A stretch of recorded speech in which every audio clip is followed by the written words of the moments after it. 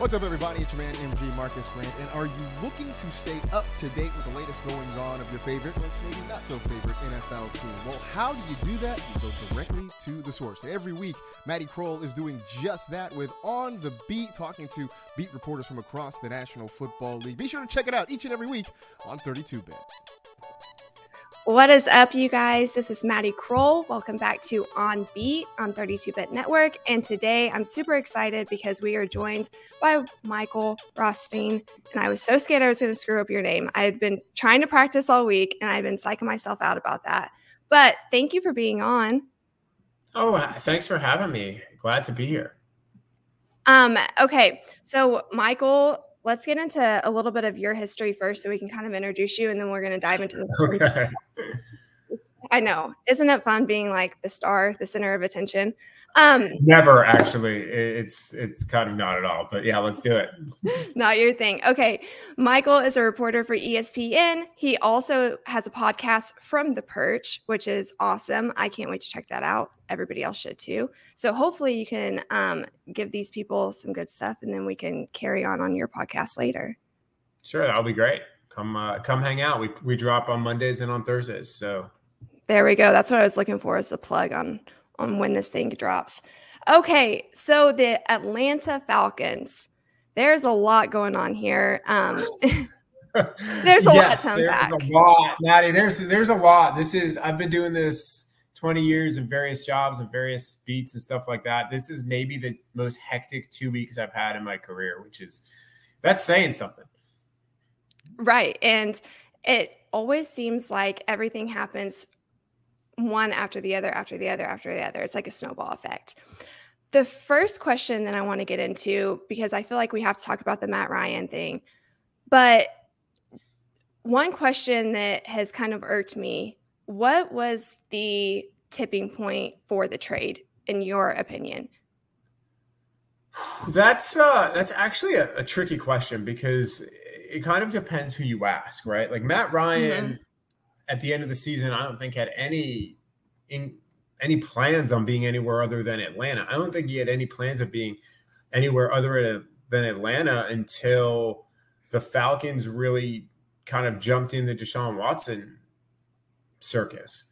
And once that happened, Matt Ryan, it sounds like, at least based off what the Falcons said, what Matt Ryan said, like everyone handled it professionally. Now, Matt Ryan's sister-in-law had gone on social media and said that, that wasn't necessarily the case in terms of keeping him informed of stuff. The real truth, who really knows exactly, not, I don't think Matt Ryan's not the type of guy to blast the Falcons publicly really about anything. He didn't when he got sacked 40 plus times each of the last 4 seasons. So he has admitted disappointment in all of this. And I think if it were truly up to him, he probably would still be the Atlanta Falcons quarterback. But once the Falcons really started pursuing Deshaun Watson, I think that's really what put this in reality in motion. Now, Terry Fontenot, their general manager, and Arthur Smith, their head coach, had kind of said that, hey, they were maybe going to look at moving Matt Ryan anyway because of the cap number. And at some point they wanted to no longer be in cap jail, basically, which is where they continue to live at. Yeah, $62 million of dead money this year. Like you're in cap jail. But next year they will no longer be there. And that was part of this. So I think it was realistically kind of more of a real thing on both sides. Probably, I would say like Monday, Tuesday of I don't know when this is dropping, but Monday, Tuesday of free agency week. I get the sense that maybe, just maybe, it was like, okay, the Falcons are going to be in this Deshaun Watson conversation. What does that mean? Obviously, if they got Deshaun Watson, Matt Ryan would be traded. They did not get Deshaun Watson. And at that point, Matt Ryan had been allowed to talk to other teams, had been allowed to poke around. And he had found a team in the Colts that it really seemed would be a good fit for him. And the Falcons and the Colts agreed on terms, and Matt Ryan signed off on, even though he didn't have a no trade clause, the Falcons really wanted Matt Ryan involved in the process. Ryan basically had said, the only team I want to go to is Indianapolis. So that's what happened. And the Falcons got a 3rd-round pick for their best quarterback in history. So, not the best ROI there in terms of trading Matt Ryan, but they were also put in they put themselves in a bad situation because once the Deshaun Watson stuff started happening publicly, that took away all of their leverage in terms of Matt Ryan. And then once they said, well, we want Matt Ryan to be involved in this and kind of have some sort of say in his own destination, that took more leverage away and probably cost them some potentially extra compensation. But we don't know because we don't know what other offers, if any, were even made to the Falcons because of kind of the speed of how all this happened, and also just that Matt Ryan was going to have a say in all of this. So it's been a wild week and a half in terms of that. I got something real in January. I wrote that Matt Ryan should be the team's starting quarterback in 2022 because all indications pointed to that. And I think if you had said on March 1st, who's going to be the starting quarterback for the Falcons in 2022, I think most people would have said Matt Ryan. And unless they got this massive offer for Matt Ryan. And instead, no, they went on a failed pursuit for Deshaun Watson, which kind of put them in the situation they're in now. Yeah. Kind of following the whole situation, I think that I was an outcast in thinking that the Deshaun Watson pursuit wasn't terrible, because in my mind, what I thought they were doing is keeping Matt Ryan for a year because we're not sure what type of disciplinary action Deshaun Watson was going to get once he lands with the team. So I thought maybe they keep him on for a year and they try to finagle that because I thought that that's just kind of what it was going to be. It's going to be a tank year. And then Deshaun Watson goes to the Browns. I don't really understand. I mean, the $40 million cap hit for one single player is record across the league. Yeah. Oh, so. For dead money. Yeah. I mean, listen, Madi, there was no way if they had traded Deshaun Watson, there was no way, unless there was a suspension for Deshaun Watson handed down in concurrency with that trade. At the same time. Yes. Right. There was no way that they were going to be able to keep Matt Ryan and Deshaun Watson on the roster because that would have been almost 80 million in cap just for 2 players. Like it just it was never going to happen. It just really wasn't. So it was going to be an either or, and now the situation is neither scenario. So that's really where it was. From a pure 100% only on the field football standpoint, it made sense to pursue Deshaun Watson for the Falcons. It did. He's 10 years younger. He's a really good quarterback, does have some injury issues and hasn't played in a year, and that is concerning. But from a pure on-the-field football standpoint, it made sense for the Falcons because they were looking for a succession plan at quarterback. It was just everything else, from the financials to the 22 civil cases pending against him in Texas at the moment, that led me to believe, well, why are you doing this if you're the Falcons? Also, you're not close to competing if you do this, because basically they would be eating dead money. As Terry Fontenot said, they're taking it on the chin this year in terms of dead money in hopes of being free of all of it in 2023. That was going to happen whether you traded for Deshaun Watson or not. 2022 was going to be a bust year because even if the Falcons brought in other players, which are Jeremy Fowler over at ESPN reported that there were other players that were going to come. Well, that's great. That's still only 3 or 4 players, and you still have a very, not good defense, and you have plenty of other questions on that roster, and still dealing with a lot of dead money that you need to figure out. And we don't know who was going to maybe potentially go back to Houston in that Deshaun Watson deal, whether it would have been maybe a Grady Jarrett or an AJ Terrell, or maybe even a Kyle Pitts, although I would have had a tough time seeing that. The Falcons pulled the trigger on that. But those are like core pieces for you now that are your only talent left. So it would have gutted the roster and gutted draft picks too. That I don't know how the Falcons would have necessarily gotten out of that at a high price. Yeah. I mean, I think at the end of the day, the Falcons are going to look at this and be grateful that the deal did not happen with the Texans for Deshaun Watson. I truly believe that for a multitude of reasons, that at the end of the day, sometimes the deals that aren't done are just as good as the deals that are. And I think that this is one of those where the deal that was not done might end up being more beneficial for Atlanta than the one that could have been done. I think you're absolutely right there. So as far as quarterback position goes, now we have Marcus Mariota, who we haven't really seen a whole lot from. It's like the revival of quarterbacks is the theme for 2022 NFL season. What are your thoughts on obtaining Mariota? In the theme of quarterbacks, do you think that a quarterback for the 2022 draft is going to be on the Falcons' mind, or do you think that they're really just trying to get out of debt per se this year and pursue a quarterback in a better draft class next year? I mean, in terms of the options available, Marcus Mariota made a ton of sense. He has familiarity with Arthur Smith's offense. He was drafted by the Titans.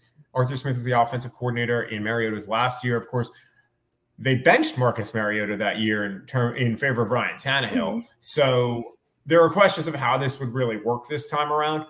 And there still are many questions of how this will work this time around. But there is familiarity in the NFL. Familiarity often gets you a job, whether it's a coaching job or a job with another team. It's why you're seeing, for instance, the Falcons signing a lot of Bears at the moment because Ryan Pace is now in their front office. He's not their general manager, but he's in their front office. So there's familiarity with some of that talent. And sometimes you want players that you know versus ones you don't. But you looked at the landscape of quarterbacks and you just got rid of Matt Ryan. I don't think that they were not going to trade for Baker Mayfield. Now, if Baker Mayfield ends up being a free agent, who knows what happens there. But Marcus Mariota is a guy that has a lot of talent. There's no question about that. The talent is there. It's just a matter of, whether he can still play or not. But the natural ability is there. So I think this was from Marcus Mariota's standpoint, he hasn't talked to the media yet. I would imagine, I saw exactly what Arthur Smith did with Ryan Tannehill and resurrected his career. I watched it firsthand. It cost me my starting job and sent me eventually to Vegas.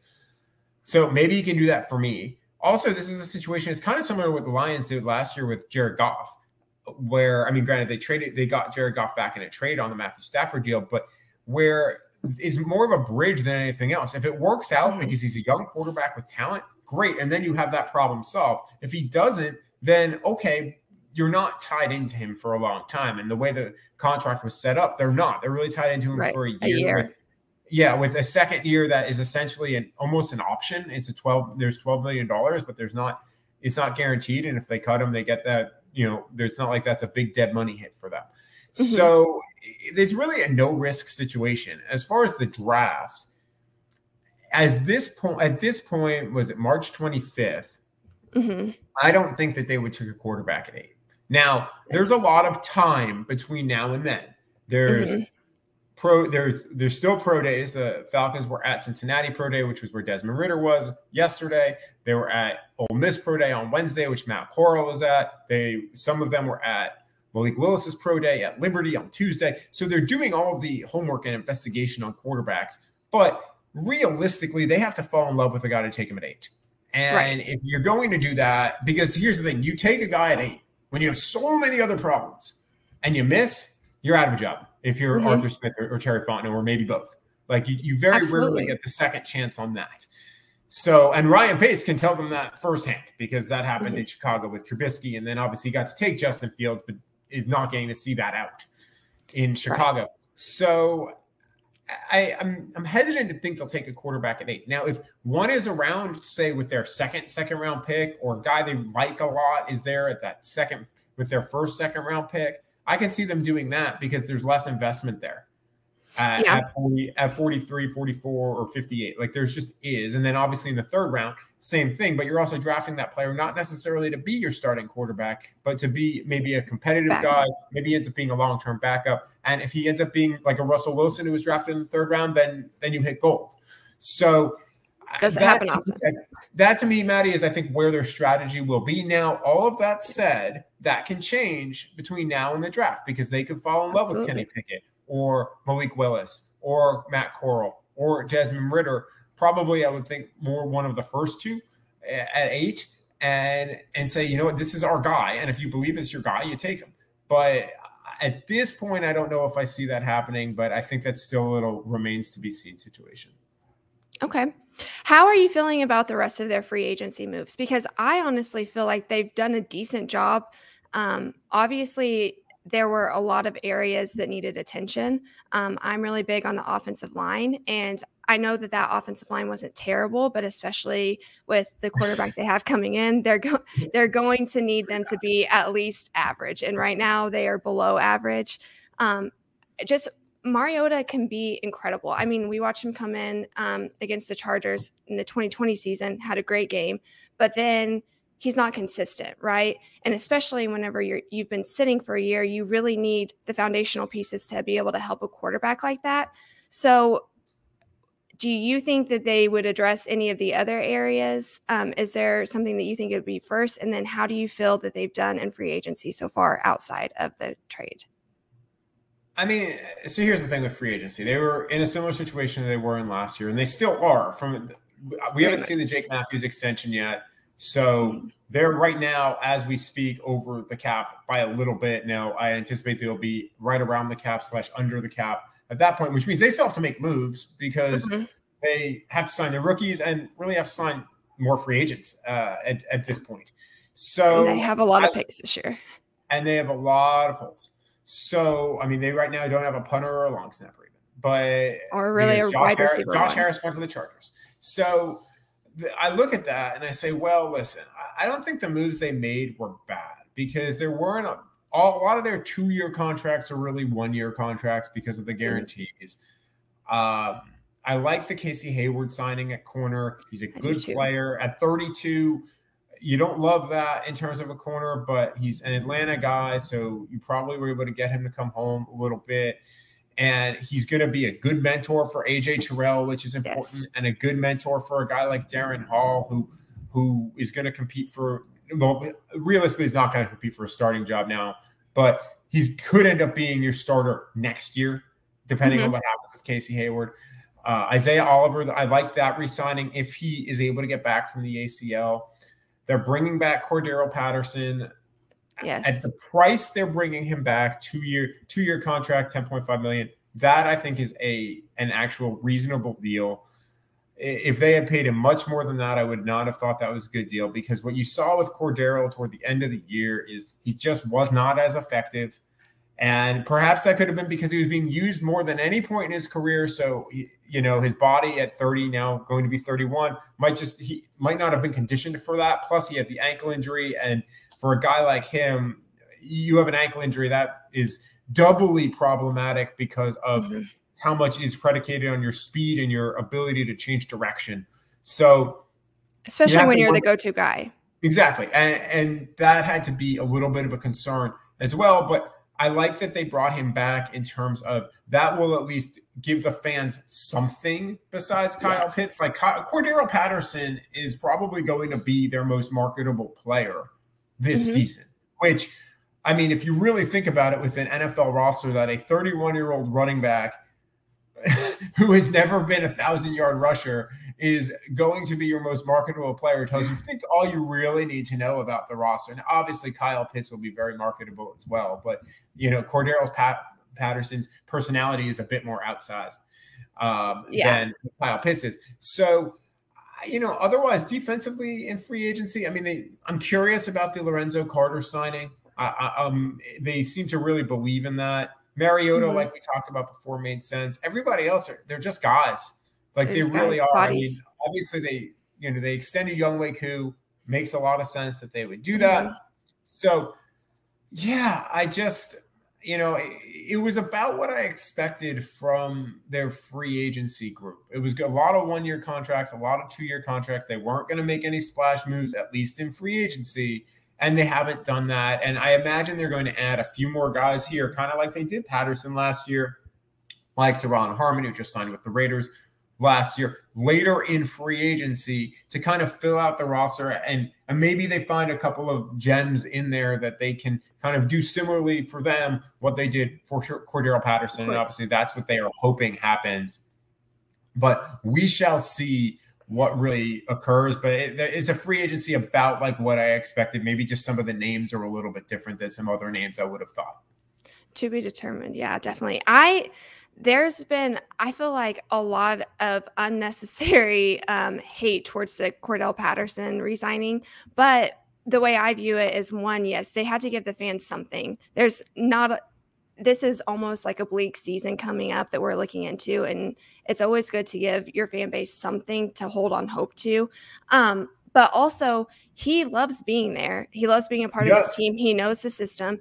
And especially with Arthur Smith, we know that he's going to want to run the ball. So what better veteran to bring in to talk to and mold and shape and set an example for your younger running back core that you're trying to build. So it made sense to me. Right. I mean, the only issue there is that they don't really have any young running backs at the moment to build, because their running back room is shockingly very similar to last year when it was not a good run game at all, because it's Cordarrelle Patterson, Mike Davis, and they signed Damian Williams, who's again closer to 30. So you have Cordarrelle, who again was on the team last year. So they need some youth in that group, because even if they have more success, none of those guys are going to be on the team in 3 years. No, or even potentially 2. And who knows if Mike Davis is even on the team, by training camp. We don't know that. But yes, I think bringing Cordarrelle Patterson back was very much like a fan service in some ways for a player who deserved it, and a player that can do a multitude of things. Because here's the thing: even if what he did last year ends up being a one-year wonder type situation, he's still maybe the best kick returner in the NFL, and that's a reasonable thing to be if he ends up being a change of pace back and your kick returner, which is what I think a lot of people thought and expected he might be a season ago. That ends up being a still okay value at that price point, because he is that dynamic with the ball in his hands as a returner, and he brings real value there. So I think that's why they did it. He's a versatile player. They can use him a multitude of places, and you just kind of go from there. I'm curious to see how they maybe evolve it a little bit more in year 2. They have to evolve the run game. Yeah, well, not only that, but I'm talking about specifically Patterson. Like Patterson. Dave Ragone was the offensive coordinator in Chicago when this experiment kind of started. And Charles London was his running backs coach. Now he's the quarterbacks coach in Atlanta when this started. Between the two of them and Arthur Smith, they have had a long-term plan for how they potentially wanted to view Patterson if it worked out. And I think you're maybe going to see even more evolution there this season, because now they have yet another year under his belt doing this. And he also understands maybe what type of training he needs to be able to put in for this year, which I think will help as well. I love that you said that. That's a super interesting point, because just looking at the Mariota situation, I was thinking, like, you're going to have to establish a run game to be able to get your play action boot going. Like, that's just really what I thought that they're going to have to stick to going into the 2022 season, but we will see. One other question that I wanted to ask you is, how do you feel like, if it has at all, Tom Brady's return has impacted the Falcons' decision-making or plan? Do you think that it buys Arthur Smith a year? Especially with the Ridley thing. I don't know if it buys him a year, if Tom Brady buys him a year. Although I would imagine that seeing Tom Brady come back, and then so many of the other moves the Bucs have made, I'm pretty sure that might have played into some of all of what has transpired over the last couple of weeks. Because Tom Brady doesn't come back, it's a wide open division, and maybe you stick with Matt Ryan for another year. That's actually a really good question, Maddie, one that has not been asked, and I kind of wish in some ways I had asked that, although I don't think they would have given a real answer. No, but I don't know if it buys Arthur Smith an extra year. I think what happens is now that they've moved on from Matt Ryan, the clock on Terry Fontenot and Arthur Smith kind of starts a little bit. But everyone understands this year is going to be a challenge, and I'm being kind and calling it a challenge. I mean, this year could be like, they might be the worst team in the NFL. Like right now, my colleague Mike Clay tweeted something. They have the second worst roster in the NFL right now based off of his metrics. And that, I think that's me being kind, because I think Seattle's got more high impact players than than the Falcons, especially right in now. their division. Yeah. Yeah, I mean, so I look at it and I say, I don't know if this year even matters for Arthur Smith. I think, to me, in my head, I think 2024 is a make or break year for them. If they're not competitive, that far out. Yeah, I do, because you don't know, the quarterback situation is unsettled right now. Mm-hmm. Like, everyone understands this year is going to be rough. Mm-hmm. Depending on how the roster is built and what their decision making is, we don't know what 2023 is going to look like, because all of a sudden, if you're going into 2023 with a rookie quarterback who you're starting, well, you get some leeway there too, because you don't want to mess around with a rookie quarterback between year 1 and year 2, unless you really don't believe in Arthur Smith anymore, right? Or Terry Fontenot anymore. So to me, that's why I say, I think 2024 is a real make or break year for them, one way or the other, and that's wild to talk about that far out in the NFL. And maybe I end up being horribly wrong here, but that's just kind of my gut feeling. Plus, Arthur Blank, their owner, has typically been patient to see a plan through.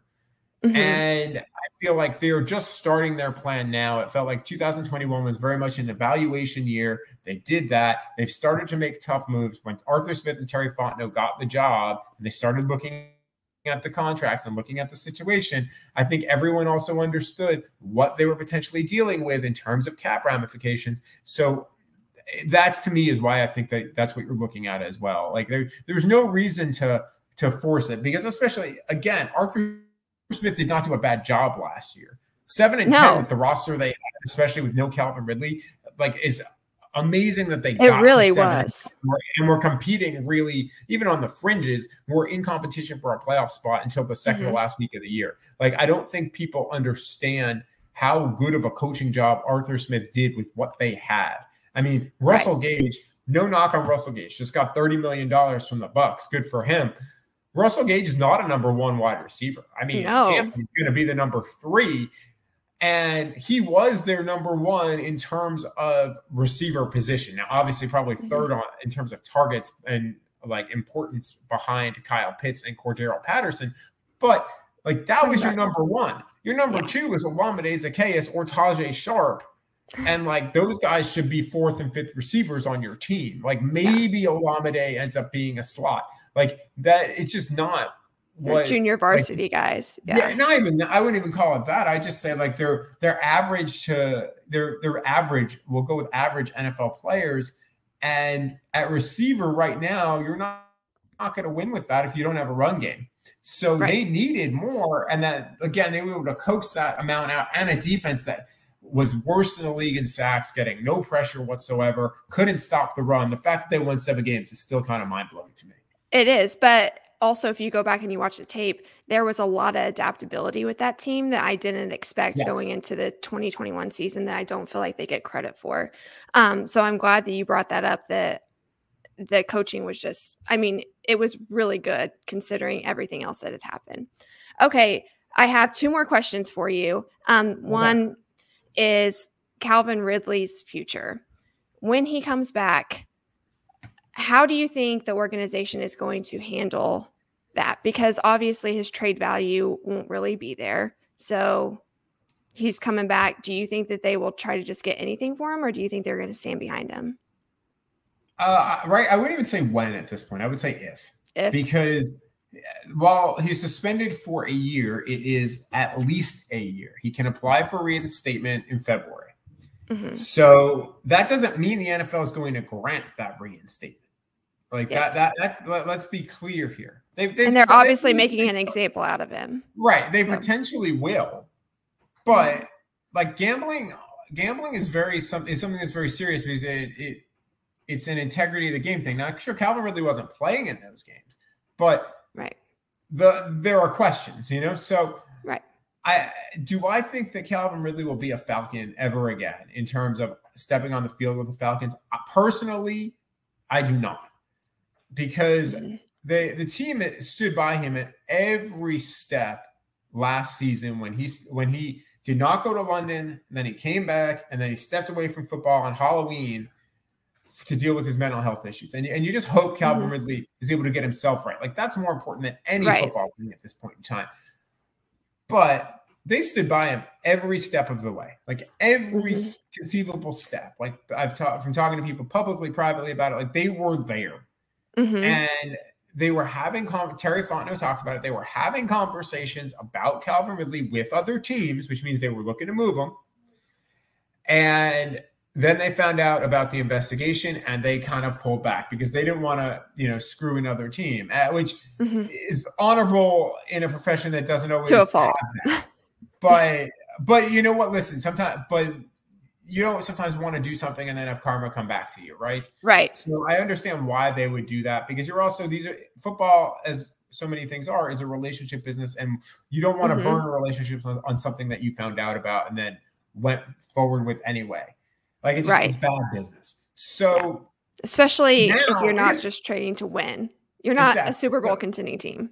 Right. So now, especially because the benefit at that point, you would have gotten some trade capital back, but you still might be able to get that. And the most important thing was that cap number coming off the books, and that's off the books anyway for 2022. So, but the problem to me, and again, this is just to me, no one in the organization has said this, because when I asked about Calvin Ridley, they said, "Oh, that's a long time in the future." But to me, I was like, they're so loyal. Yeah, but to me, the thing is trust, right? Like you've burned that trust in the locker room. Well, now, who knows how many of those guys are going to be left by 2023? Because it's going to be a lot of turnover. But beyond even the locker room, like with Arthur Smith, with Terry Fontenot, like how can they trust Calvin Ridley again? And that to me would be the bigger concern. So it might be best for all parties at that point to kind of go their separate ways. And if I'm the Falcons, I try to trade him, see if I can get something for him. But because of this, now the $11.1 million that now is on the 2023 books is not guaranteed, where it was guaranteed for this year. So if you have to and you really don't want him around, you can cut him, and you will not hit that take that massive penalty that you would have this year. So I just don't see it. Now I can be wrong. A lot can happen in a year, but I can't see a situation at this point where it would make sense for Calvin Ridley to come back to the Falcons in 2023. But like I said, a year is a long time and a lot can change. Yeah. I'm glad that you made those points, because there's been a lot of fantasy owners of Ridley who have been on the fence about, do I just kind of cut my losses with him? Do I keep him? And I think that you made some very valid points that are going to help with that decision making. Okay. Yeah, I mean, from a fantasy, just one last thing on that. From a fantasy perspective, obviously do not draft him this year. Like, but I mean, I would be really concerned even down the road, because at that point you're looking at essentially 2 years out of the game too. Yeah, you're looking at 18 months really without playing football for a receiver. That's pretty rough. And you kind of go from there. And we don't know what he's going to be doing training wise. Like he does live in Atlanta. He trains in Atlanta. Now maybe he'll go back home to the Fort Lauderdale, Miami area and do some stuff there too. Who I don't know. His camp has been very, very quiet. So we'll see what happens. But again, it's all mental health first to me with Calvin Ridley, and then anything football related becomes secondary if he ends up being reinstated at any point. At that point. Okay. I always like to end on a good note. So let's give these people something happy. I want to know what Falcons player, it can be offense, defense, special teams, whatever. What offense player are you most excited to see progress in the organization, starting with 2022 and on? Yeah, I mean, I think the obvious answer is Kyle Pitts, right? Like he had one of the best rookie years ever for a tight end, second most yardage wise to Mike Ditka, like third or fourth in receptions. I'm curious with a new quarterback how that works, and where you're clearly the focal point of the offense, how that works with the season to game plan, but he also has a season to really understand things. So I would say his progression, because I'm a big believer that if he stays healthy and has at least average quarterback play, he probably ends his career in Ohio, in Canton. Like I do believe that he is that the talent is there, the skill set is there. Potential. So I'm curious. I would say him on offense, and I'll give you one on defense as well. I mean, the obvious answer is AJ Terrell, the corner. But I'm actually really curious what they do with Ade Ogundeji. He was a day 3 pick last year. Ended up being a lot more in their rotation at edge rusher than probably they anticipated. He played okay for that spot, and they're going to need him to do more, and he's going to have to do more, but his frame is very intriguing. He's a guy that can put on some weight, and he's just long, and that can be really, really good for traits in terms of a pass rusher. So I think that there are some real positive things there if he can build on it and he can put the work in. So those are really the two guys that I'm most curious about, both rookies, obviously, last year, to see Madi.